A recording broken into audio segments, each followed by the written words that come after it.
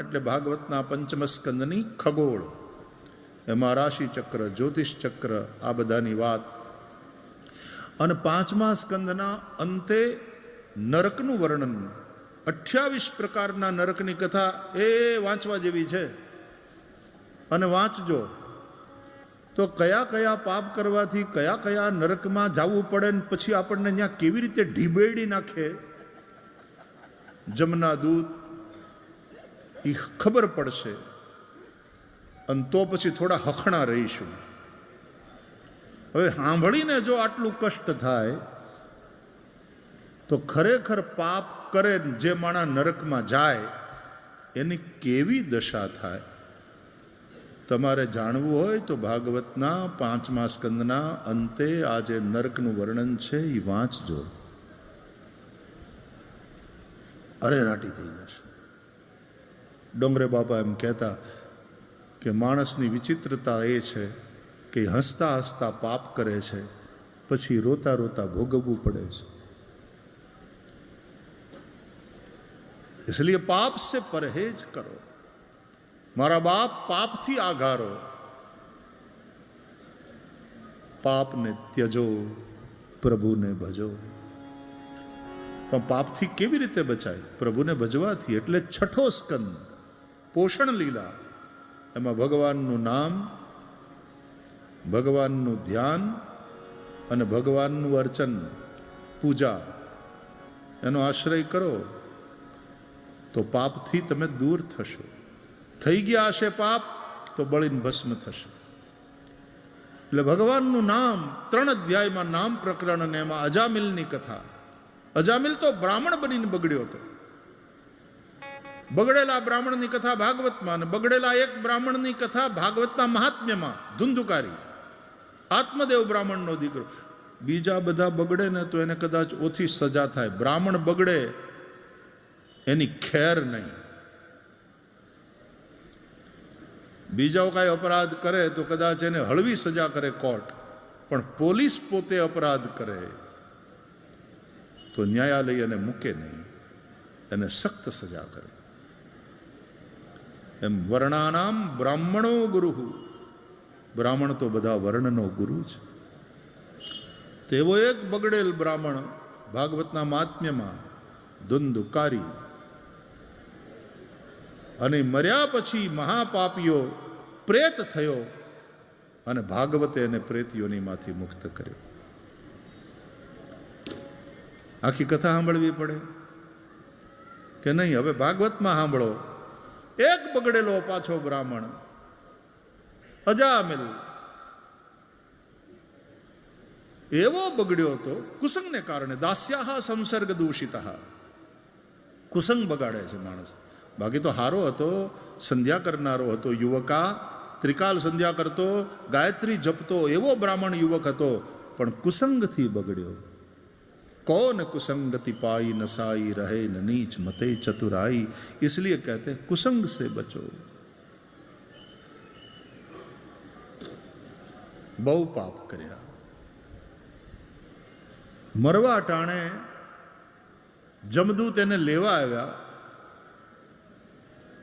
અને ત્યારે નાના દીકરામાં એનો જીવ, નાના દીકરામાં એને આસક્તિ.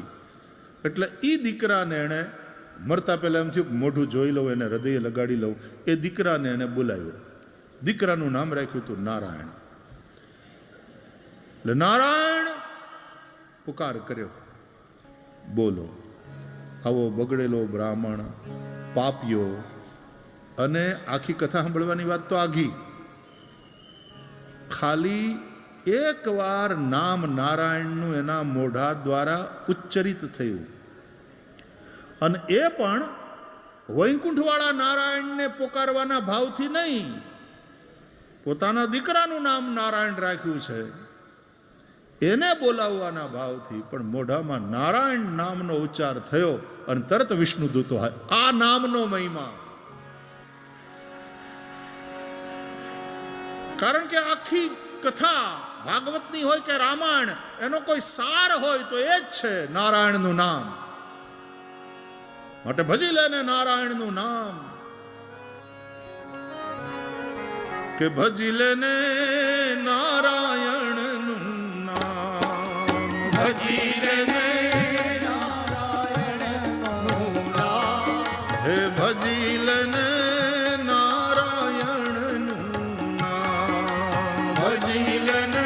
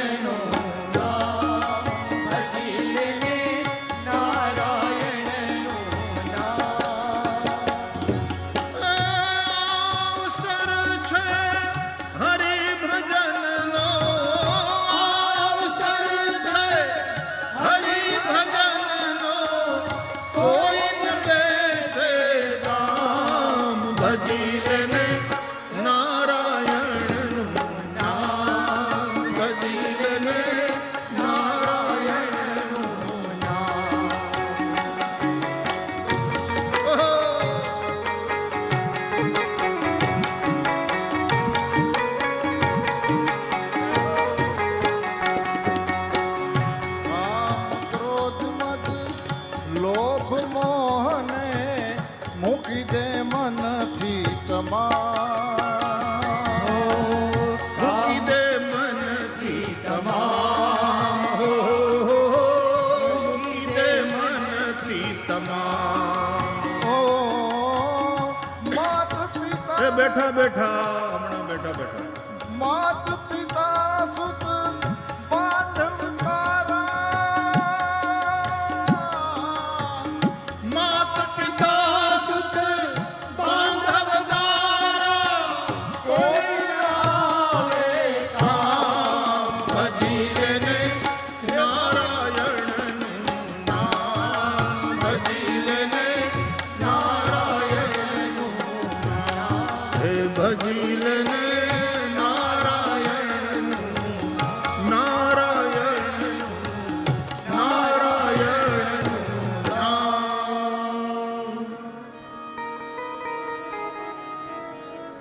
नाम ही सकल शास्त्र का आधा सार है। એટલે ભાગવતના મહાત્મ્યમાં તો ધુંધુકારી પ્રેતે આખી ભાગવત કથા સાંભળી અને એ પ્રેતીઓમાંથી મુક્ત થયો અને ભગવાનના ધામમાં ગયો.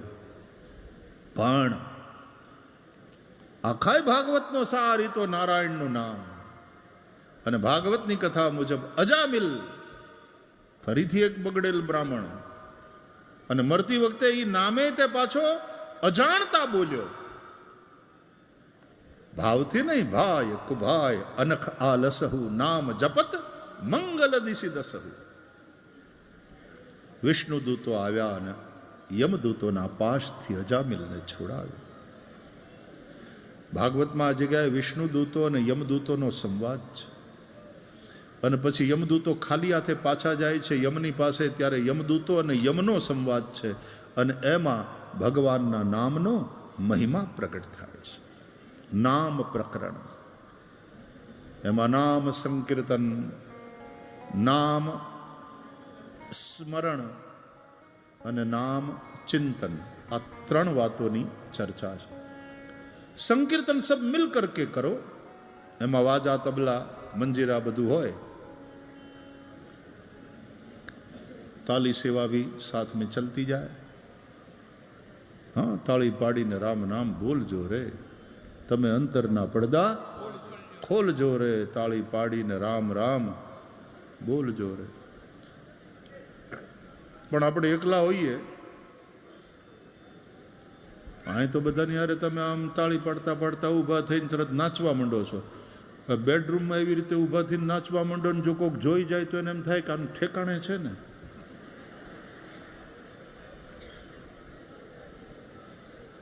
નોરતા ચાલતા હોય અને ચોકની વચ્ચે બધા ભેગા થઈને આપણે ગરબા લઈએ તો લોકો જોતા રહે કે વાહ ભાઈ બહુ સરસ રમે, બહુ સરસ રમે, આ દીકરી આ બેન બહુ સરસ રમે છે. પણ નોરતા વગર કોઈ ટાણા કે કોઈ અવસર કે કોઈ કારણ વગર શાક માર્કેટમાં જઈને ગોળ ગોળ ફદરડી લે અને ગરબે રમવા માંડે. આ ઓલા ટીવી વાળા આપણા દયાબેન નહીં, જેઠાલાલ વાળા, બહુ સરસ છે, બહુ સરસ. દીકરી બહુ બહુ ડાઈ, બહુ વાલી છે. પણ એમ ખુશ થઈ જાય એટલે ગરબા લેતી લેતી એ હાલો કરીને રહોડામાંથી સીધી ડ્રોઈંગ રૂમમાં આવે. ડ્રોઈંગ રૂમમાંથી પાછી હાલો કરતી કરતી ગરબા ગાતા ગાતા સીધી બહાર નીકળી જાય. તો શેરીમાં વહી જાય. અચ્છા હે.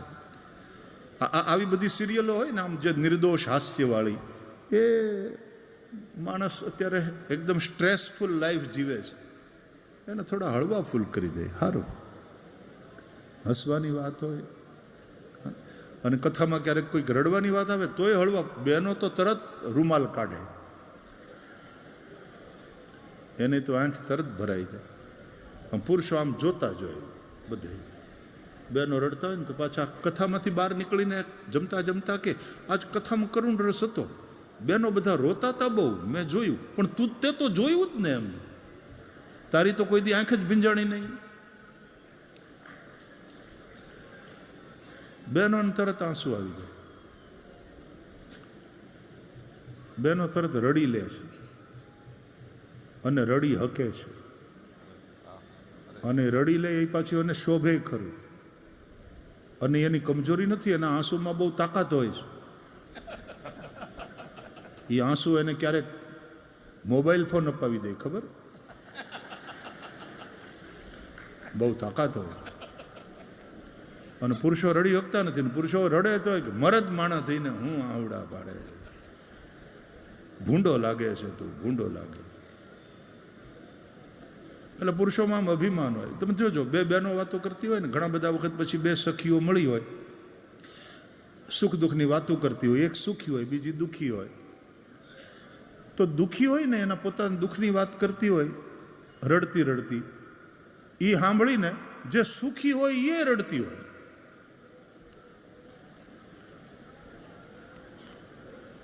કે તને તો બહુ દુઃખ પીડ્યું જસી,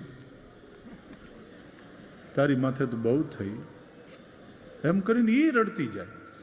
કે ભાઈ ઓલી તો સુખી દુઃખી છે, એ રડે છે, તું શું કામ રડે? તો ભાઈ એના દુઃખથી, મારાથી તો જોવાય નહીં, હું તો સાંભળી ન શકું. તરત આંખમાં આંસુ આવી જાય. અને પુરુષો, આપણે આ એક સ્ટડી થયેલો છે કે હાર્ટ એટેકથી મૃત્યુનું પ્રમાણ પુરુષોમાં વધારે છે બહેનો કરતાં. કારણ કે બહેનો રડી નાખે છે એટલે એનું હાર્ટ જરાક આમ સારું રહે કમ્પેરેટિવલી. પુરુષો રડી શકતા નથી, એ બુદ્ધિથી જ વધારે જીવે છે, હૃદયથી નહીં. અને પાછા વળી અભિમાન, કબૂતરની જેમ ગળું ફુલાવીને કે સોફામાં બેઠું, હું મરું પણ કોઈને કહું નહીં, કોઈ દી મારું દુઃખ કોઈને કહું નહીં. તો એક દી સોફામાં બેઠો બેઠો ગોટો વળી જઈશ. એના કરતાં કઈ નાખ ને યાર. પુરુષોને રડવામાં અહમ આડો આવે, અને આપણા સમાજે પુરુષોને રડવાનો અધિકાર આપ્યો નથી.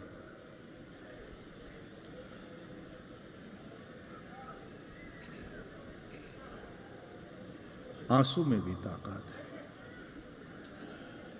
हंसना रोना दोनों इमोशंस, और इमोशनली भी हमें स्वस्थ होना चाहिए. बौद्धिक रूप से भी आदमी स्वस्थ हो और मानसिक रूप से भी स्वस्थ हो. जो भावनाएं हैं कभी हास्य में कभी आंसुओं में बह जाए, निकल जाए. आज सप्रेशन है ने, ક્રોધ આવે ને તમે ક્રોધ ન કરી શકો, એને દબાવી દો. આ દરેક વસ્તુ કોઈક ને કોઈક રીતે પછી માનસિક રોગને જન્મ આપે છે. વધારે મારે નથી બોલવું, પણ આ હોળીની અંદર આપણે ત્યાં ગાળ્યું બોલવાનો રિવાજ છે. એ શું કામ? જવા દો, એમાં બહુ ચર્ચા નથી કરવી, પણ એમાં માનસ શાસ્ત્ર છે.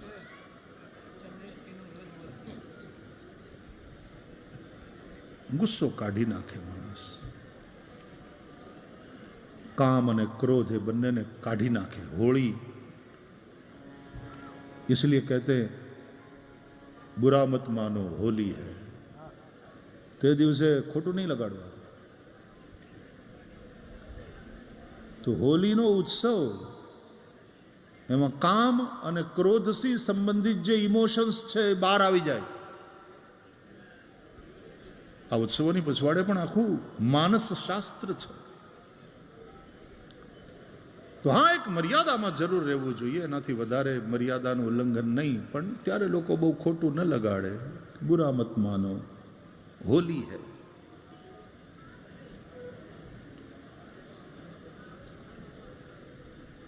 ઇમોશન્સ, એ ભાવનાઓ વહી જાય. માનસિક રૂપે માણસ અથવા તો ભાવનાત્મક રૂપે માણસ સ્વસ્થ હોય એ જરૂરી છે.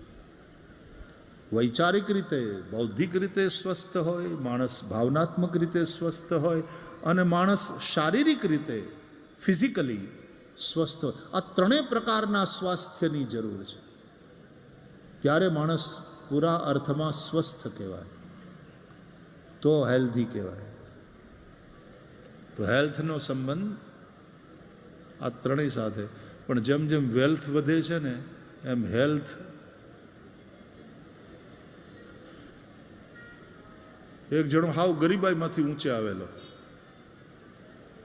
ફેરી કરતો, આમ થેલા લટકાવી. પછી 2 પૈસા કમાણો ને તો એને સાયકલ લીધી.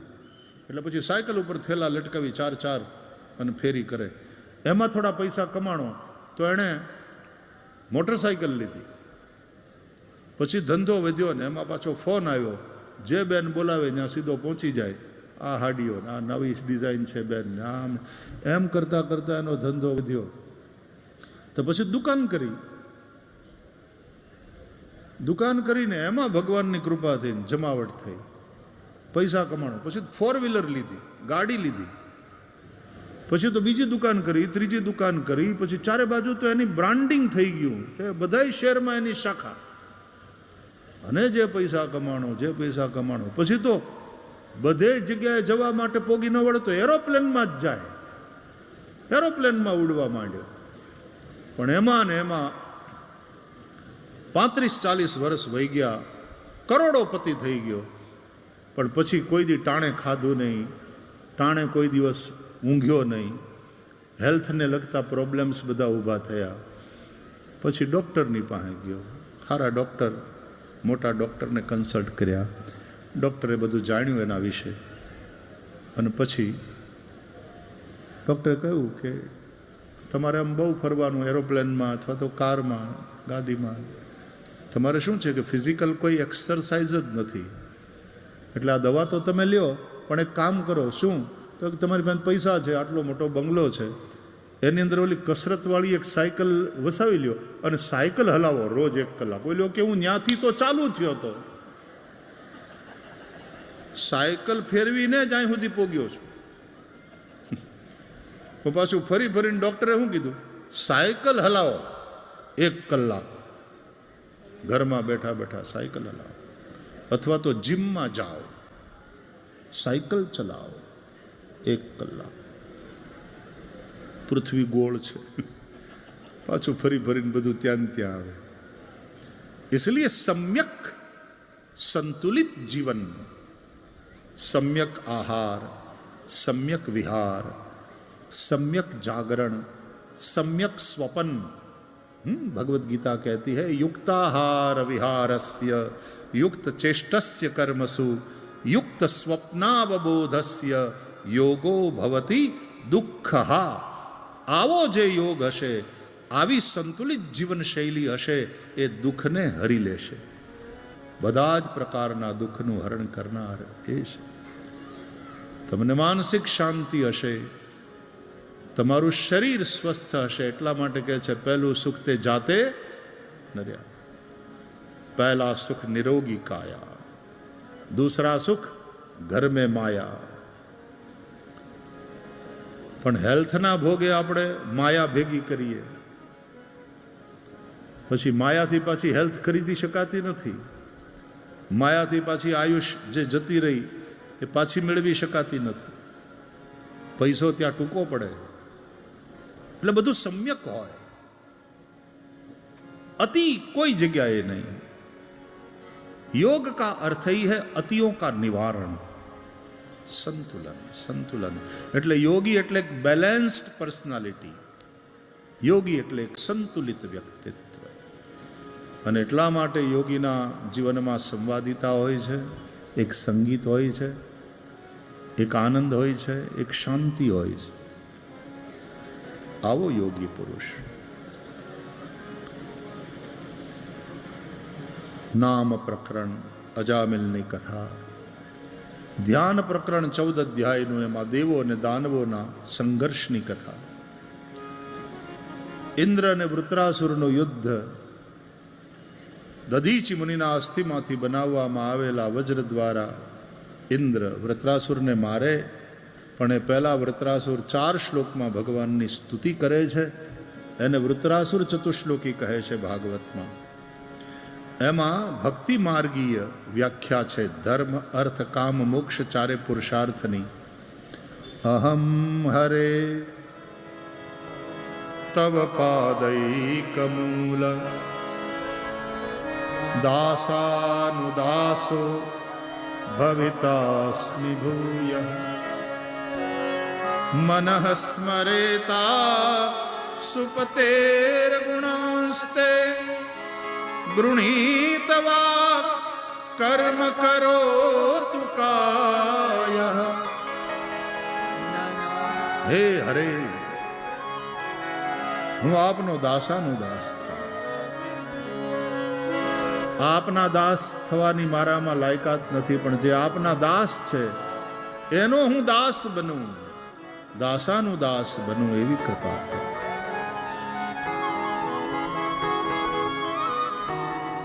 મન અને ઇન્દ્રિયો ભગવાનમાં લાગેલા રહે ને એ જ ભક્તિ માર્ગીય ધર્મ છે। અને અર્થ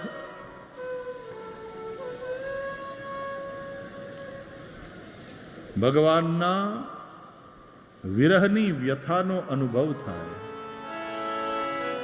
એ જ વાસ્તવમાં વૈષ્ણવની સાચી સંપત્તિ છે।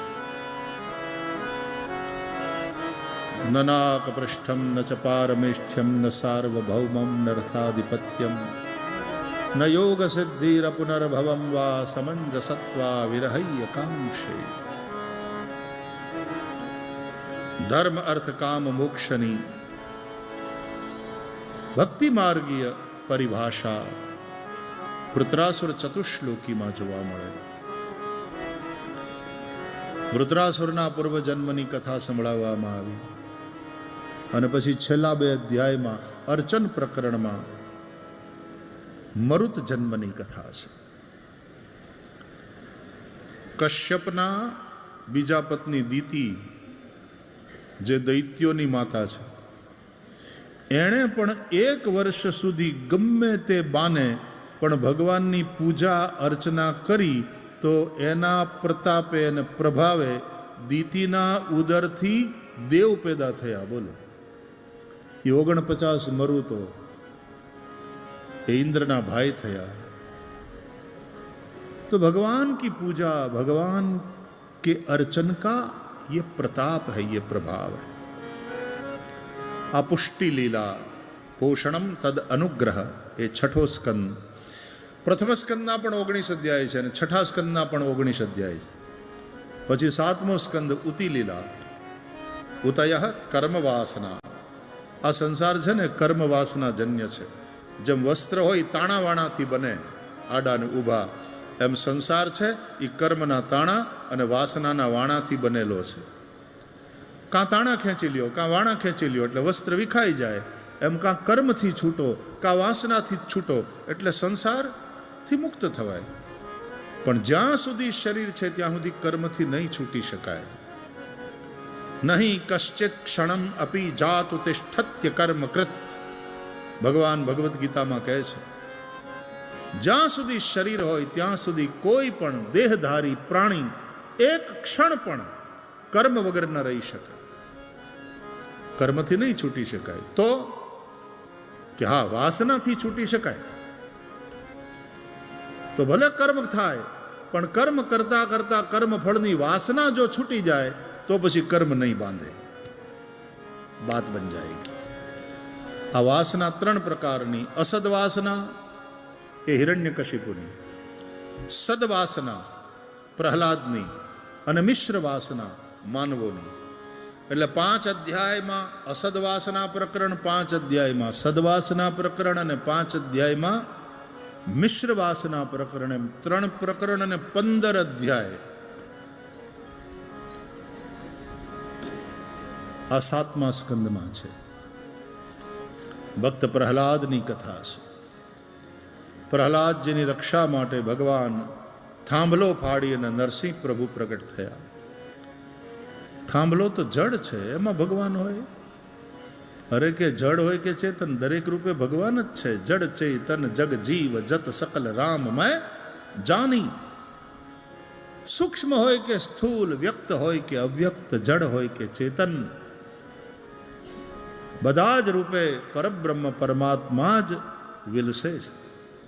હિરણ્યકશિપુને જે થાંભલો જડ દેખાતો હતો, એમાં ભક્ત પ્રહલાદને સુતેલી ચેતનાના દર્શન થતા હતા.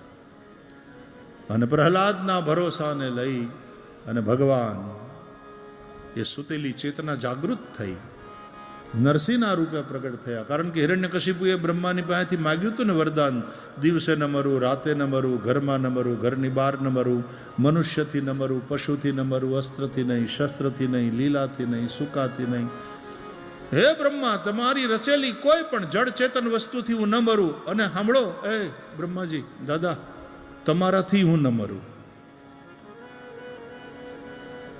મેં તપસ્યા કરી છે, લ્યો સહી કરો હવે આના ઉપર.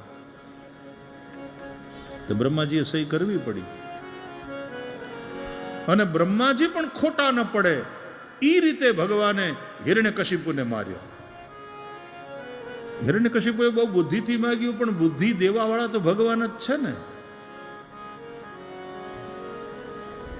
એવું રૂપ બનાવ્યું જે પશુ પણ નથી અને જે મનુષ્ય પણ નથી.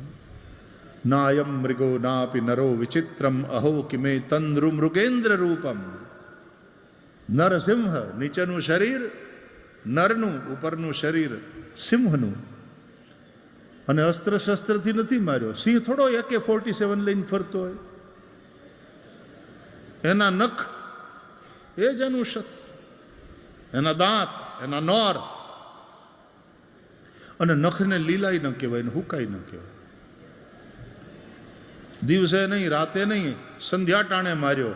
ઘરમાં નહીં, ઘરની બહાર નહીં, ઉંબરામાં બેહીને માર્યો. ધરતી ઉપર નહીં, આકાશમાં નહીં, પોતાના ખોળામાં લઈને માર્યો.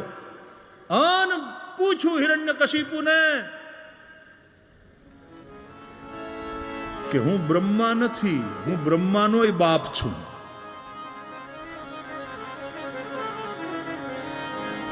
તે બ્રહ્મા સુધીના અને બ્રહ્માની કોઈ પણ રચનાથી હું ન મરું એમ માગ્યું છે, પણ હું તો બ્રહ્માનોય બાપ છું. ભગવાને હિરણ્યકશિપુનો ઉદ્ધાર કર્યો. બોલીએ નરસિંહ ભગવાન કી જય. ભક્ત પ્રહલાદની પ્રભુએ રક્ષા કરવી. જે ઠાકોરજીના શરણે હોય ને, ભગવાન એની ગમે તે સ્થાને, ગમે તે સમયે, ગમે તે રીતે રક્ષા કરે જ છે. રક્ષા કરે જ. આપણે ત્યાં રામ રક્ષા સ્તોત્રના પણ આપણે પાઠ કરતા હોઈએ છીએ, નારાયણ કવચના પાઠ કરતા હોઈએ છીએ.